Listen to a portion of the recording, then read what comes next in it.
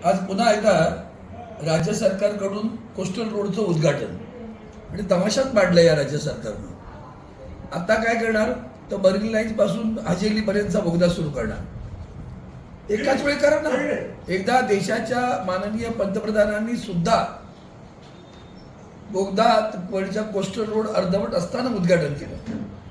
परवा लिकेजची बातमी आली, आता पुन्हा आज बातमी दिली 10 जूनला एक बोगदा सुरू, लोकांना वाटतं वरळीपर्यंत सुरू होणार आहे, वरळीपर्यंत नाही। वरळीपर्यंत का ठेवताय? विधानसभेची निवडणूक पाहताय का? किती घाणेरडं राजकारण करता हो तुम्ही।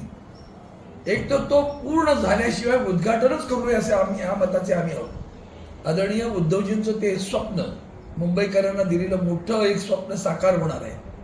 ते साकार होताना आम्हाला आनंद आहे, पण प्रत्येक वेळा तुकड्या तुकड्यांनी करायचं आणि ढोल वाजवायची, ही जी तुमची जी नीती आहे ना, ती नीती नाही, कपट नीती आहे। ती साऱ्या महाराष्ट्राने ओळखली आणि मुंबईकरांनी तर केव्हाच ओळखलंय तुम्हाला। त्यामुळे राज्य सरकारचा निषेध करावा तेवढा थोडाच, पण शेवटी ज्यासाठी हा कोस्टल रोड तयार होतोय त्याचा पूर्ण लाभ जर मिळाला नाही तर त्याचा उपयोग काय? आणि म्हणून या सरकारनं जे आता नीती अवलंबलेली आहे तिचा मी निषेध करतो जाहीरपणे, आणि एकदाच काय तर कोस्टल रोड पूर्ण करा आणि त्याचं उद्घाटन करा असं आवाहनही करतो।